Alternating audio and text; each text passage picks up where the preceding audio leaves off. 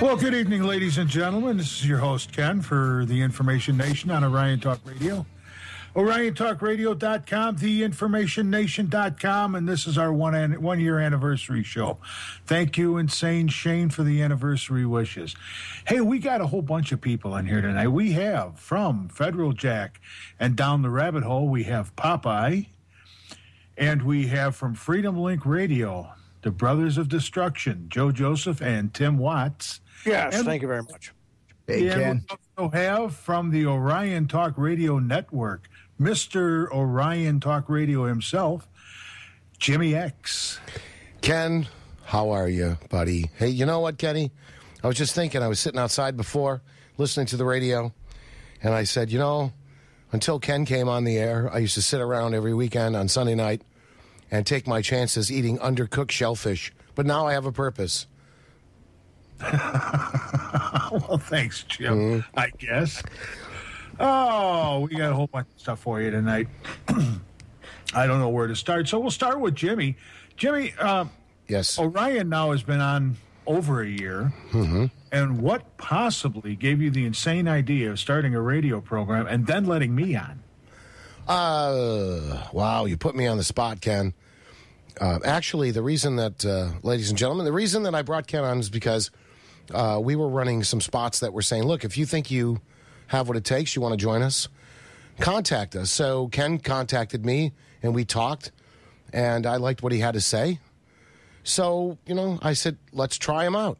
And we did, and look at that. The rest is history, Ken. Yeah, you've been sorry ever since. No. Yeah, well, no, actually, we haven't. I guess I will say this.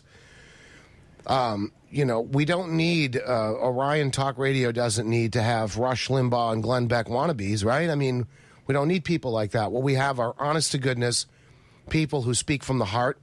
They don't have to be radio professionals.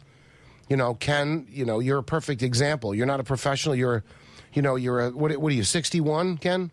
Yep, I'll be 61 in a couple of weeks. A couple of weeks, okay. You know, here's a 61-year-old guy who worked his entire life and has been bent over a ridiculous amount of times by the powers that be and by, you know, the whole nonsense that's going on in this country. And I thought that Ken, you know, eloquently summed up what a lot of people thought in this country. And I think he speaks for a lot of people. Well, thank you, Jim. And then and that's why we brought you on.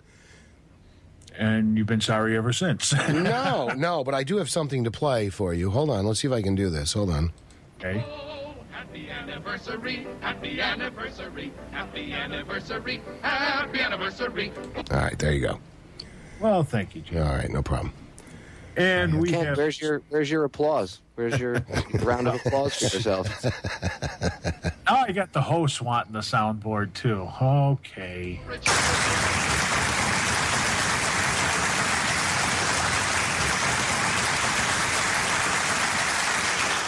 Wow, that sounded like a white noise generator. Yeah. Happy now, Popeye. Yes, you see, everybody loves you, Ken. I know that. Even the guys that throw bricks at me when I walk. Happy anniversary. Okay. I think everybody had that song queued up from the Flintstones tonight. I think every single one of us thought of that because I know it's sitting on my screen right now. I'm like, Really? oh, Jimmy got to it first. Yeah, I had it sitting here. I said, what can I play for Ken? Oh, yeah, the Flintstones. All right, Tim, we'll give you your shot. You've been in radio. My shot. Don't wait for that, buddy. Happy anniversary, Ken. I was going to say it's nice to have you on for 1 year and hopefully the next 20 years, huh, buddy? Well, I hope I survive that See, long. that makes 81. So Well, actually, Yeah. his 1 year contract expired. Here's your right. one Wow. shot, Tim. don't get me going, Ken. I'm heavily armed here, dude. Uh-oh. Yeah, I'm the guy that armed you. So you've been around for a while, Tim. What made you get into radio? Say that again, Ken. There was a gun going off in my ear. You've been around for a while. What possibly made you get into radio? Oh, I'm like Jimmy. We've talked before. We're both radiophiles. Those kind of kids that grew up, with the transistor radio under the pillow at night, listening to the 50,000 clear watt, stations, and that's just one of those. We weren't passions I had supposed early to. on. We weren't supposed to. I was, my parents used to be like, "You need to go to bed. You got to get up for work tomorrow." I'd be like, "Okay, Mom," and then she closed the door. Click, on goes the radio. Yep. Got that little one ear, like your grandpa's hearing aid. That's right. That's right. I had one of those. Yellow in my ear. Mm-hmm. I'm okay. I'm asleep, Mom. Yeah, we all did that, I think. That or you took the flashlight under the covers with you and you read your comic books or magazines or whatever. Well, some of us were reading comic books under there. Popeye. Yeah. Some of us were surprised what we saw under there. Yeah. Oh. Where's the rim shot when you need it? Yeah, I know. I think we're heading in dangerous waters here. What about you, Pops? What got you started in radio? I just got started getting invited on shows, actually, as a guest. And then after like 2 or 3 shows, people kept telling me, you should do your own radio show. Because as a guest, I would end up hijacking the people's show. Like, just take it right over. So see, Popeye got in through osmosis.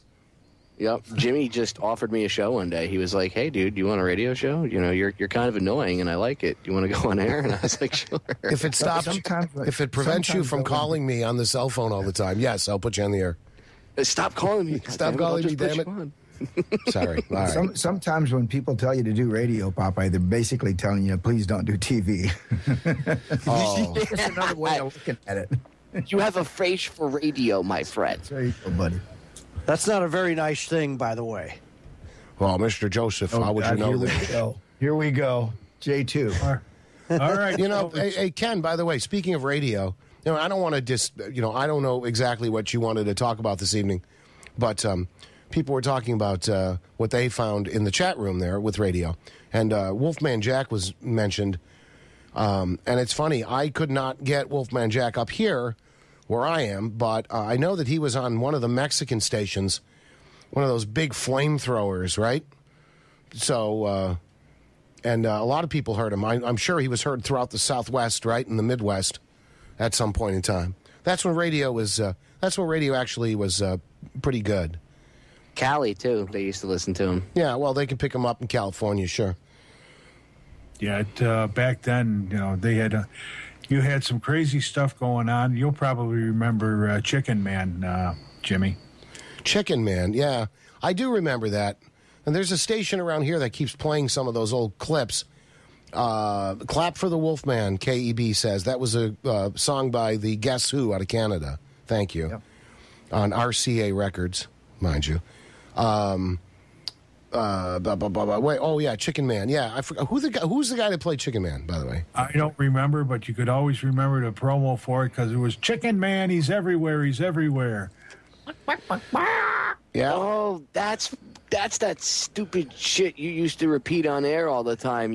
You'd be like, "It's Chicken Man. It's Chicken Man." I remember that crap, Ken. And by the way, Doc Who is mentioning Fireside Theater. Actually, they were Firesign Theater out of California, and I am in the process right now. I don't want to let the cat out of the bag yet.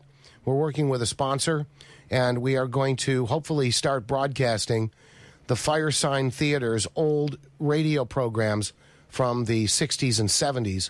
We're going to start putting them on our air here. So we're working on negotiations. So keep your fingers crossed, because they were funny at the time. Of course, if you were stoned, they were even funnier.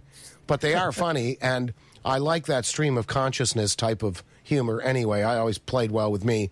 So we're working on that. We're going to try to get their old shows here because they were good. So we're working on it. We're working on it. What I like about Orion here, we seem to be airing a lot of old time radio that nobody gives a lot of attention to anymore, and I think that's something that nobody else does. That's awesome. Yeah. No. Well, look, we're doing. Well, look, a lot of old people on this show. Well, no. Look what we're doing here. We've got Mae Brussel Archives. I think people are entertained by that. When you think about that, she was 30, 40 years ahead of her time. Yeah. Firesign Theater, Archives. We've got it all. We got it all. And we have Ken, ladies and gentlemen.